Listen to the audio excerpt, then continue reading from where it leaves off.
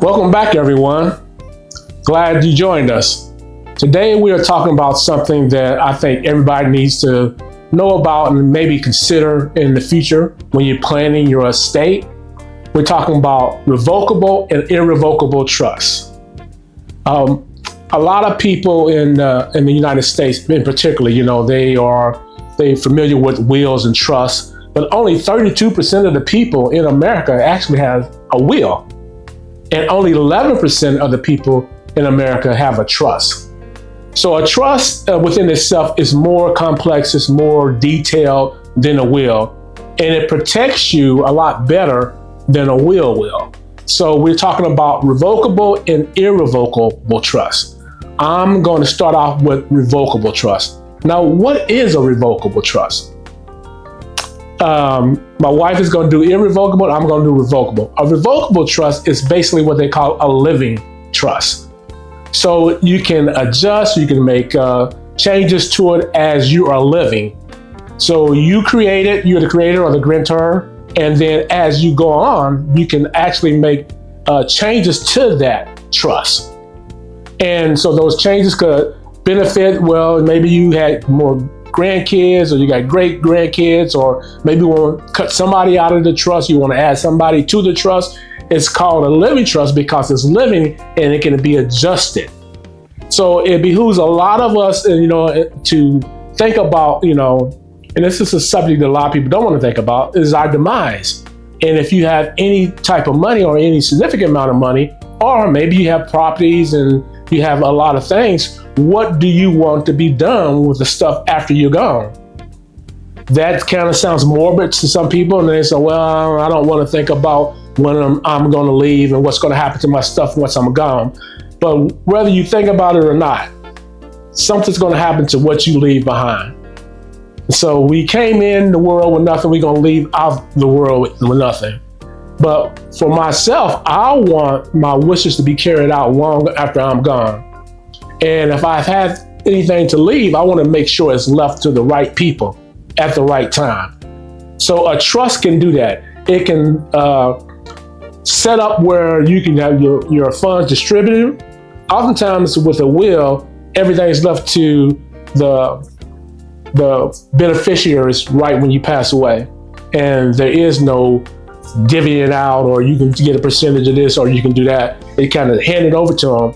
And then what I found that a lot of times when you hand over a lot of lump sums of money to people that didn't work for it, or actually didn't have to do anything together, they normally just run through that money.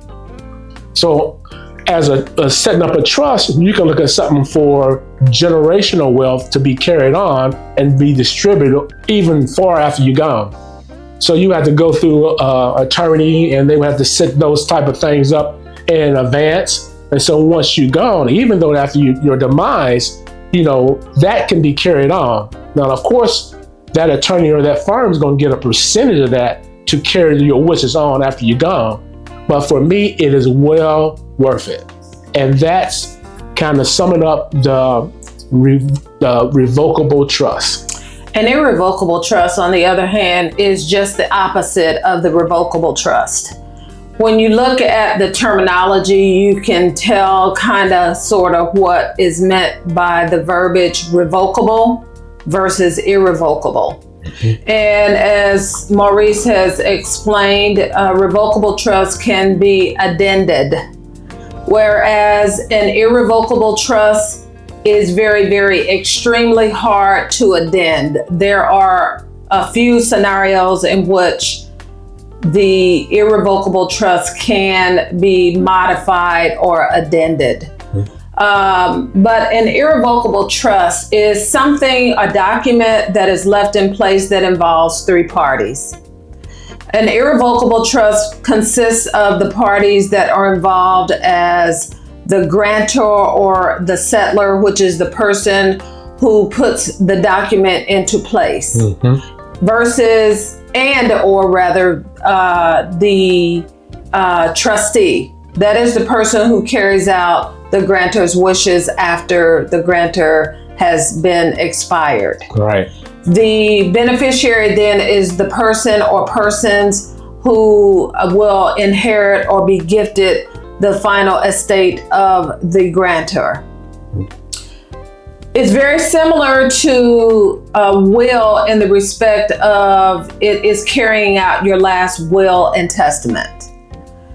For a will, you place the grantor or the principal puts the document in place, but unlike a trust account, the will can be contested, and therefore it will go into probate.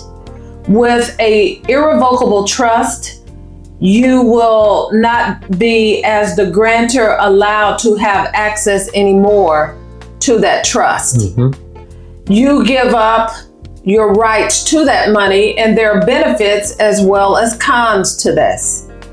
So you have to get with an accountant, an attorney, or someone who deals with irrevocable trust versus the revocable trust versus even a will, because most of the time it's not recommended for people who have money less than $100,000. Right.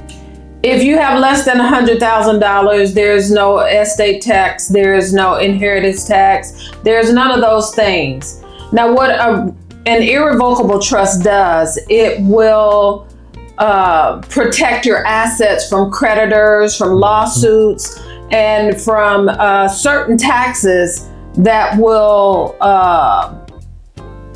gather over time. Mm-hmm. Because your money is steadily going to grow. From my understanding, your money will steadily grow. And so the tax amount that I've read or heard about, once the guarantor has expired, it can go up as high as 40%. Mm. That's almost half of what you've accumulated in that trust fund. There are also different allocations that you can utilize for an irrevocable trust. One being a domestic trust, which is in the States, and one that is an international trust, which is out of the country.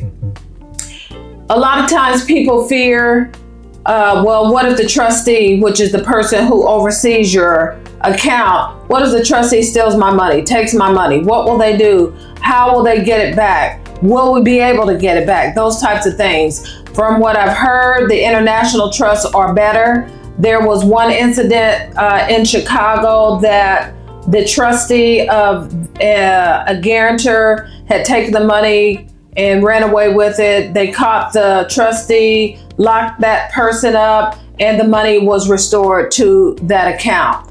So no matter what fund that you place your money in, there's always a chance that someone will come and take what you've worked for. Mm-hmm. Even if it's a local bank, that happens frequently. Whether it is a mutual fund, stock option, or what have you. You have investors that will take your money and steal it, and they're siphoning money over time. Mm-hmm. You hear about that on the news all the time. So yes, you do. An irrevocable trust can be modified or addended in a lot of instances, well, a couple of instances that I know of, but they're very, very hard to turn over. First off, you have a lot of married people, a spouse dies, the second spouse comes in, be it male or female, and then they will take your money that you and your previous spouse have worked hard for, and they will try and take all of the inheritance from the original family's legacy. And you hear that a lot, where there's always fighting among the children and the new spouse, because the spouse wants to secure that their original family's legacy as well. So a way to avoid that would be an irrevocable trust. Now, when you have that irrevocable trust, as I forestated, the grantor no longer really controls those assets anymore. The trustee does. Mm-hmm. And you have to lay out in a guideline everything that you would like for that irrevocable trust to contain, as to how it's distributed, whether it's annually, whether it's biannually, whether it's quarterly, monthly, weekly, however you want to do it. The specificities has to be laid out to that trustee, because once it's done, it's on lock. Now, the other reason that an irrevocable trust in the familial aspect is good, as I forestated, you have that third spouse that comes in who wants to secure their family. And a lot of times the original family will be left out, and it's a dog fight. So sometimes they win, sometimes they don't, but the law is for the original family. But it just depends on the stipulations that were in the will, the probate, how long it takes. Normally it takes about 90 days to come out of probate for anybody that wants to contest it. So for an irrevocable trust, another thing that it is good for, as I said, is to keep the creditors and lawsuits from taking those assets from that legacy fund for your family's future.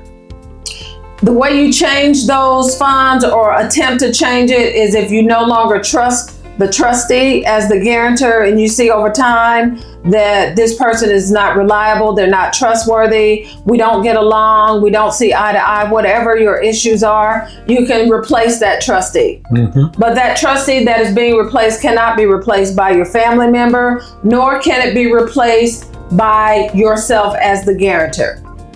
The next thing that you can have an allotted change to would be unforeseen events, whatever those might be. And you stipulate that in the original document before your hands are off that document.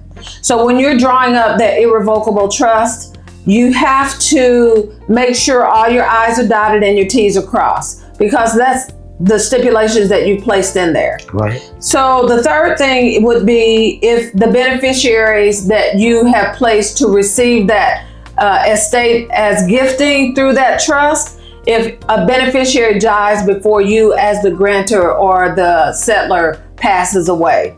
Those are issues or things that are unforeseen. You don't go into this relationship for the trust to say, oh, I'm not going to trust the trustee. Oh, the beneficiary, they're going to die before me as the grantor, because normally the grantors are the elder people in that structure.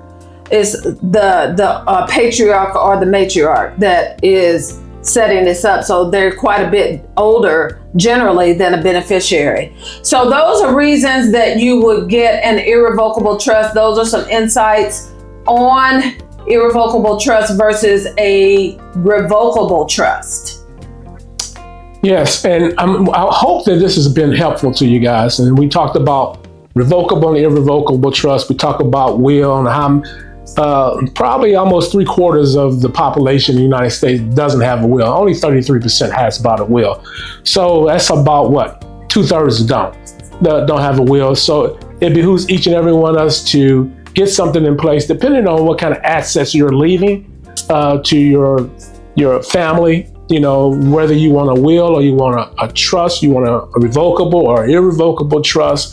But like my wife had just stated, that irrevocable trust is to protect you. So if you got a lot of assets and you don't want people to come and just rip it apart with taxes and then try to take it, you basically take it out of your name and you put it into that trust name. So that protects you on your demise. I have one other thing to say about that. Also, on that irrevocable trust, if you have any life insurance policies or anything like that, you can put that in a trust fund also for that life insurance policy, and it can be distributed after that guarantor or settlor has expired. And so those funds also can be re-allotted to the beneficiaries. That's right. So we hope that this has been helpful, and we hope that you can get something out of this. And so plan for your future and things, because you never know when it's going to happen, but you know eventually it's going to happen. Until next time, peace.